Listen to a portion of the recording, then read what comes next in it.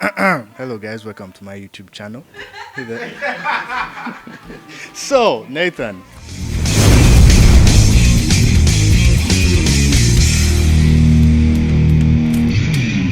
Who is Nathan? Good question. I am a creative director over at Backpack Studios. We do exactly what we just talked about here for different clients, different brands. Yeah, that's who I am pretty much in the professional world. In other words, I am a human being, Homo sapien. Just in case you had ideas of who is this alien, I am a human being.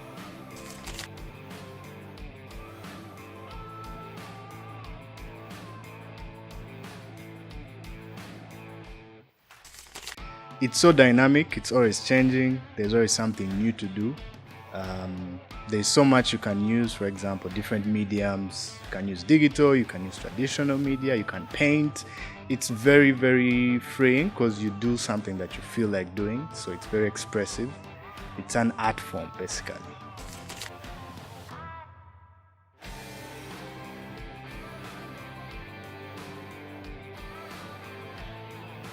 Visual Forms jargon.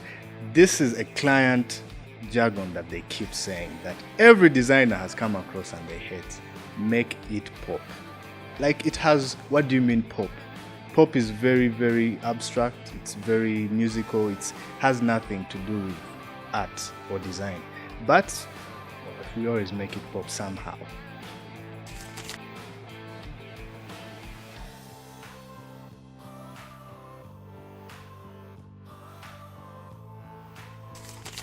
Adobe is dominating the market, so there is Adobe Illustrator, Photoshop, and InDesign.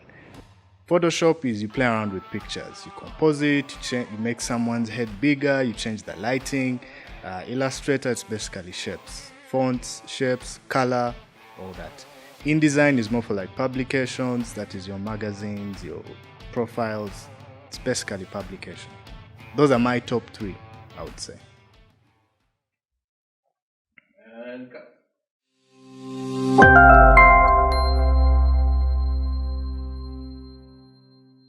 What up, what up, what up? It's that time again, eh? Whatever where you watching from, over the laptop, over the phone, we are back. It's all about marketing told the right way. And today, we have a guest. Last time it was a female affair. This time, it's back with the boys. So, we have Nathan.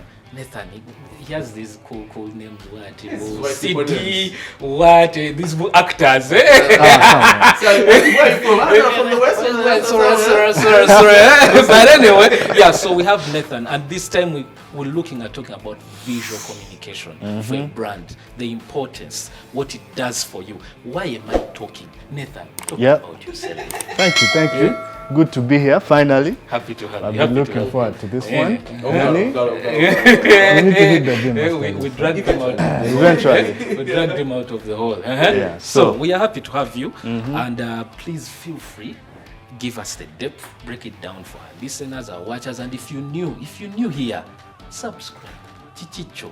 Turn off the notification, comment. Where is the button? Questions. Down. It will be everywhere. You just know the you know the affair. Okay. Those guys who have always been here. Yeah. The guys who have always been here, please. Thanks for catching us. And tell your friends. Tell a friend to tell a friend. Share the notification as we dive in. Now over to Nathan. So, yeah, visual communication. Where to start from? I feel like communication says a lot about the whole statement.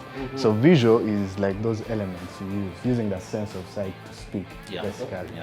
So just think of it as a language, but you're using your sense of sight to read that language, to understand what it's saying. Yeah, that's... And okay, that's a fancy description of what visual communication is.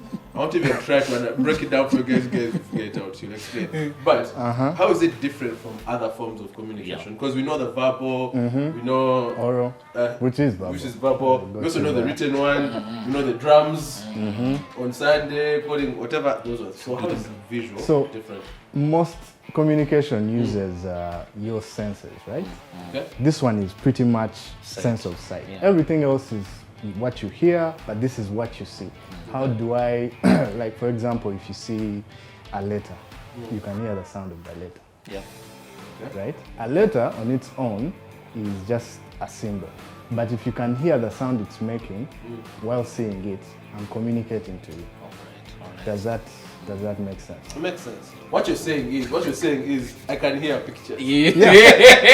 It's like how you see a picture you took years ago and then you feel that memory, you feel that emotion you had, you remember something that happened.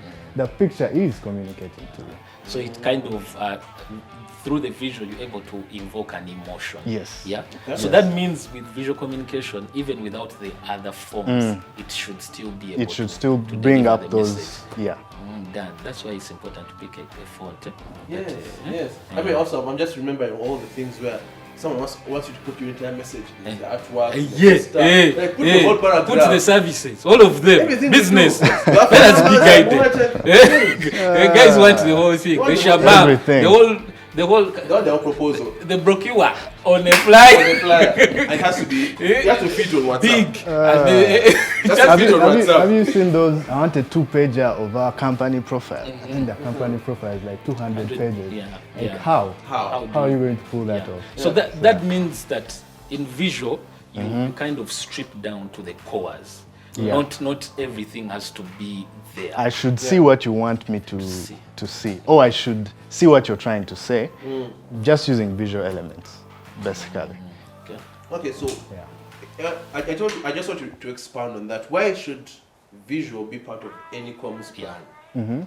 Like we know Well- comms plan is really what I'm about to say, but why should visual be a key part of the comms plan? Because I feel like visual, it's easy to see, it's direct communication. You know, like how I tell you something and you tell it to him, and you lose The translation. something in The translation. details, yeah. Yeah. But if we're both seeing it, it's direct communication. What I see is what you What you see. see. So now, of course, the only challenge is how we interpret it. We might see it differently because of background, biases, what, Actually- but we're both seeing Actually, we the usually actual have message. that problem. You see with Dan, his brain goes off. While mine focusing on one thing. So yeah. clearly, He has if you showed ideas. us the same message, You get different messages. That's Which is good for you guys. Yeah, it's good for you guys because But at least you're able to standardize. yeah. Plus, it's better to use visual communication because you can say a lot with very little elements. If I had to say a word for everything I'm trying to show you, that's a long ass communication. And today you don't have that attention span. Most people don't. So if I have like 2 minutes with you, I should be able to say everything I want to say visually. Yeah. So does that mean does that come with colors, the fonts? Every visual element. What are some of these visual elements? So- Just so you know. Okay, there is color, there is shapes, there is layout, Yeah, which yeah. is most people in the technical side know it as composition, Yeah. right? And you've had those rules of composition like rule of thirds, the golden ratio. Yes. These are things that help you organize your information. For example, hierarchy. Yeah. When you see a picture, what do I want you to notice Yeah. first? Yeah. Right? What am I trying to say? And then what is the call to action? You've seen this, Okay. what's next? What's next? Yeah. Right? So colors are part of it, shapes, hierarchy, your composition, the fonts. Yeah. Yeah. You know, these days there's the typography movement where it's just fonts. Someone uses letters Yeah. to communicate as an artwork. So But- that's But to even go to the, from our interactions with even clients, fonts have always been a problem. So like before we go, because there are a couple of questions that we're asking.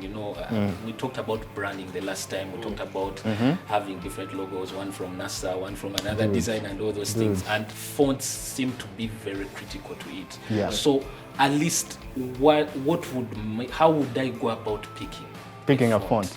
So it depends on what you're trying to brand yourself as. Okay. Now, you see how colors also say something about your brand? Yeah. For example, white is known to be a very modest brand, a very classy brand, a very conservative High brand, end. high end. Yeah. Okay. Black is known to be very posh, very Luxurious. luxurious. Uh-huh. And then you have the reds, the blues. Blues are known to be very financial, very professional, corporate, right? So even that cuts across to the fonts. right? There are serifs, sans serifs.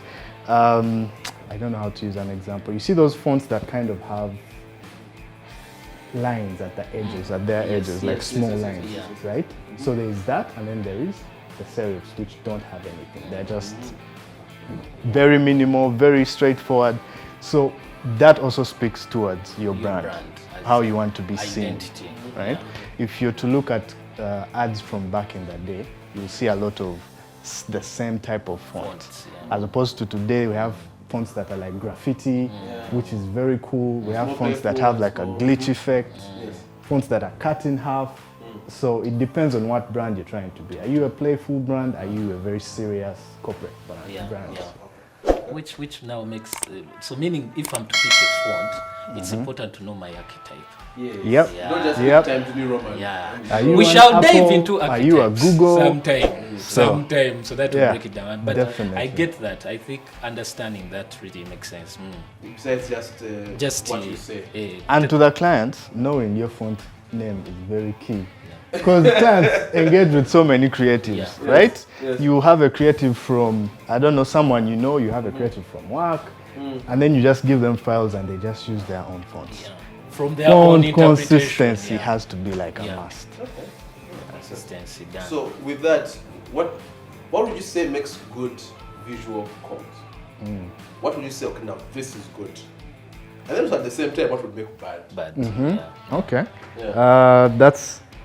Let me break it down like this. If we all see an ad today, what we carry out of that ad will determine whether it's a good form of visual comm or it's bad. For example, if I'm selling you a product, let's say I'm selling you a data bundle, to say, right? If you see it as, okay, this is cheap for this amount of data, right? I'm going to buy this. If I see it as, oh, this is actually new. It's different from the one I've been seeing. But I've not noticed it's cheap. I've just noticed it's new. You get, have you seen those discount offers? It was 5,000, now it's 499. Someone will see 499 and think, oh, this is a whole new data band. Someone will see, no, they've just cut the price. So that's the difference. A good visual communicator will know how to tell you this is a discount, but the same product. Not something new. Not something new. Because new might not help you take action. You might not buy something new because you've not experienced it, and you know people like familiar things.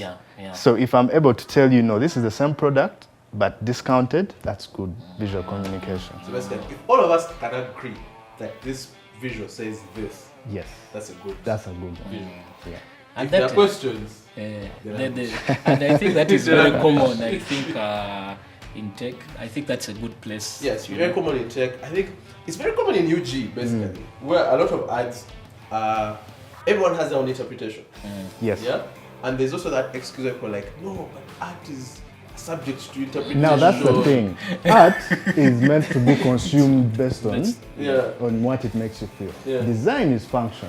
It's communication. I'm supposed to tell you something, right? So the two are very different. Yes, we use art and design, but design is the functional side of art. It can't just be... Just have to be open up. So, dear clients, when the designer tells you to open for communication, it needs to go back.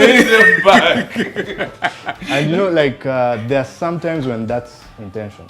Where I'm trying to get talkability. I just want you to talk about my ad. Meaning I'm creating brand awareness. If I talk about it to you, I talk about it to a friend, that ad is moving. So I guess it depends on what the client is trying to communicate. But you also have to be very keen on, am I getting my point across? A message out. And I think, with the phone brands, because it's common around phones, where they tell you they just 99s of 99s. Then you're like, bro, just get my phone and we move. So true. I think also as we are pricing, as a client, when you're pricing and communicating certain things about the brand, you have to be you have to make sure that your communication is clear. Like, don't leave it to the audience to decide. For example, Yeah. speaking of phones, you see how people buy phones because of megapixels. Yes. Megapixels. It has 48 megapixels. You're sounds never big. going to use those megapixels. Yeah. Yeah. Right? Yeah. And then you see an iPhone who has 12 megapixels for the past 7 years, and their photos still look better than yours. So it's like the megapixels thing was left to the audience to interpret what that means. The technical guys who know what megapixels are, you find them shooting using an iPhone Yes. as opposed to a 48 megapixel phone. Because he knows those megapixels don't probably help him. It's the sensor of the camera, the image quality. The processor. Okay. But then again, that works against the advantage of the 48 megapixel guy.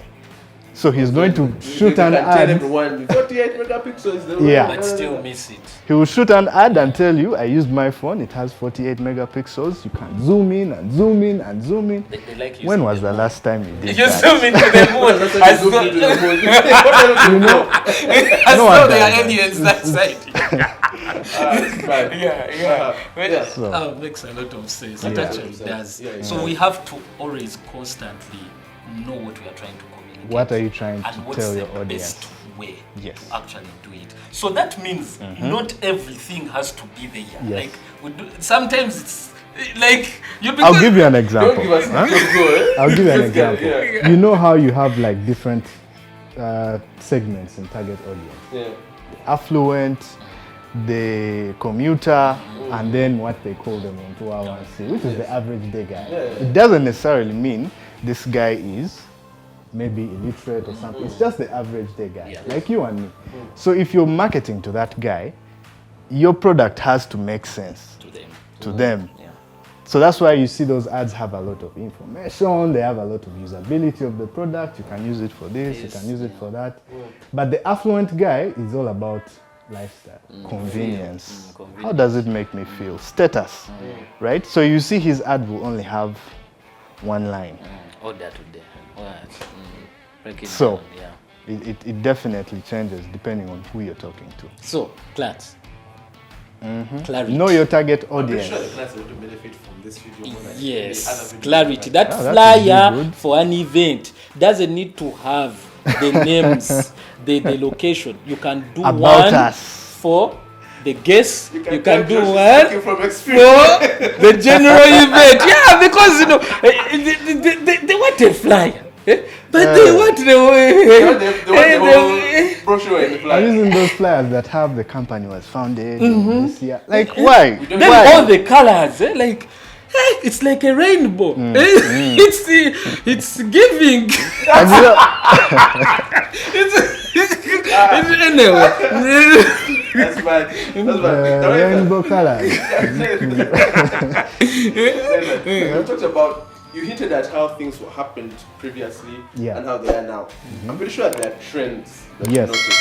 Yes. Now, what are those trends that you look at now, like, okay, so this is the thing, this is what we need to look out for, or also this could be the thing you need to stay away from. Yeah. So there's trends that are very common and easy to identify. Like back in the day, we used to have so many floral shapes. Yes. Now you see how wedding cards look like, Yeah. invitations. There's like all these Cali things, patterns, what, flowers, Yeah. right? That was a trend, Yes. but usually, of course, for the affluent. But it trickled down all through every segment. So everyone that does an invitation, a wedding invitation, it doesn't look the same, but there are elements you see that, this speak is to a a wedding, wedding. yeah. If someone handed you a card with no words, it would. If it was a wedding invitation, you would feel that just by the elements you see. So there was that, and then we moved into the digital world, which had like motion graphics. That became a thing. Motion is a big deal, and it's going to be around for so long because people have gotten bored of seeing still images. There's nothing fun to that. Every day in your life you see motion. You walking, people moving. So now even the elements that you communicate with are also in motion. So that's a huge trend that's probably going to be around for so long. And now with More tools, augmented reality, and all these things, it's just going to get crazy. We are Yeah. going That's, to move. You want to move it, move it. you're going to move Proper moving. Yeah. There is minimalism, which is one that has been around for so long, Yeah. but people are just realizing that it's a trend. Yeah. Like choosing to be very minimal is a huge deal for a brand. Yeah. Why? Because it creates mystery around that brand. Who is this guy, or what are they trying to do? Why are they so... Like there's something about mystery that is so attractive. Like even in our day-to-day life, like a mysterious person is interesting, is an interesting person. You may not like the mystery after you find out, yeah. but But at least the it fact that you came don't true. know, Yeah. you would want to, So, to find out. if your game is weak, be mysterious. Be mysterious. What? I said this to Nathan. Are you talking to the client? Joshua is saying Commercial break. I am saying, be mysterious. Be mysterious. Yeah. So It besides adds the that mystery, another trend I would say is duotones. Have you seen that? Like just two colors. Two colors. Simple. Black and white. It could be black and white, it could be red and green, it could be white and black, or yellow and black, Okay. or red and white. Just that. Like every comb you see that has red and white, you just know. Like even if I cover the logo, you see it, you can tell this is coming from this brand. So colors, because you have to know how to take ownership of a certain space. You can own a color. Yeah. As a brand, that's a huge deal. Whenever someone sees green, they think about your brand. That's huge. Because we see color everywhere. Yeah. So if I own the color so much, it's like that unconscious marketing or advertising that misses the conscious mind. And I think it's speaking about it, something just dinged, yeah. Especially I've seen it work in consumer products. Things like when you walk into a supermarket, you see products like sugar. They will not do a billboard. They will not do, but subconsciously you pick. You know that the sugar you want is green. and gold. Exactly. Or the milk I'm picking is so as a brand, when you're picking your packaging, this extends. Don't think of flyers alone. Guys. This the product. Extends. That's why we are fans of Supreme, because they went white away from the brown. The brown. Everyone else has brown Yes. and they're like a funny blue or something. Exactly. These So guys they- just came with They white. flipped it, so it cuts across. Do you see how Coca-Cola owns red? Yeah. And they've owned red for so long that now, man, their marketing is not even about the product. It's about And lifestyle. the lifestyle. When you're having a nice meal, have our product. They're not trying to sell you discounts. Oh, we've cut the bottle to this $3.99. Oh, we have a new bottle shape. No, Yeah. it's about the lifestyle. Because they've really aggressively put it in your mind. Yeah. When you see red, that's us. Yeah. So Nathan, Yeah. we've talked about Duotone and all its friends, its cousins, and its relatives. But now, for people that are watching, that's people that are interested or who have liked this topic. Yeah. What are some of those trends or ideas that you think people should pick up on? Stuff that you know is going to be futuristic. Yeah, yeah. It's coming. It's coming. Oh, it's already Or here. it's already here. True. And for you to pick up on it. I would go back to motion because now you see, even for images, there is a GIF, Yeah. which is an image, Which is an but image, it's but in it motion. moves. It Yes. moves. Yeah. So it's like that is where advertising is. Even stickers. You know? My favorite form of communication. Yeah. So that's where we are. Should make onions. And yeah, that would be it. Because now you see Meta just did the whole augmented reality. Apple came out with Apple. So that's something I'm also curious to see where that's going to where it's lead going. in the marketing space, the ad space, how clients are going to be creative in how to get their brands into such spaces. Because still, man, it's a dying, it will stay around because, man, having a billboard app will always get you access to. So many people. But now people spend more time on the phone, on YouTube, on Google, so your thing has to be out of the ordinary, which is motion is the easiest way to do that. to take it. And if So- it's done well, It works. it works. So meaning, as a brand, in this day and age, as we're planning our communications, and we're planning to roll out, we should put visual first. Yes. Because I think right now it's able to communicate without explanation. Yes. It does Yeah, not yeah, need. it says more than any words would ever say. And it can move on its, it can exist on its own. So I think as a brand, as a startup, as an individual, whether personal branding or whatever, it's important to start thinking that way. So rather than putting that money on business cards, flyers, brochures, giving out flyers on the road at an expo, you rather have a QR code and people can scan it and interact with your brand. You see what we did there. So please, repurpose your budgets. Let's not copy and paste from 1992. Spending money on a radio ad. Yes. They read your phone number and the guy forget. What it was? What? Now I have to wait till it plays again. There's when a presenter. There's this one. Those guys during traffic jam. When you card with their number. I won't mention. I was about to mention, but everyone knows those guys. Everyone knows those guys. Yeah, so while you're driving, that was while you're in aggressive. taxi, while you're in a judge, I will stop you first. Call me. Yeah. So really, we should think more that way. How can our message move beyond our touch points as a brand?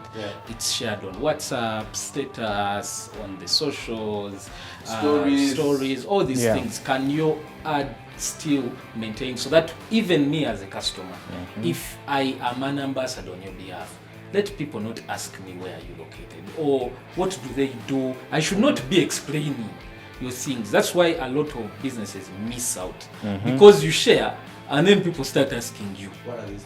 But you've shared. What are they doing? What are they saying? What are they? Who are they? Well, so if you want to tap into your community, structure the ad to be able to speak to a new customer. If you speak into an existing customer, make the ad, palatable to them. So if you've been here and you haven't yet subscribed, please, you are new, subscribe, like, and share. If you've been here, guess what? Our newsletter is still around. We share insights and more from guys like Nathan, where we give more industry tips, we give more markets insights, even our thoughts. Like, we know some stuff. So you'll find the link in the description. And for the guys who have been around, really, the thumbs up in the comments. And if you have any questions, Nathan is on call. I wish I'll share his links. He's always open for a conversation. See you on the next one. Be good.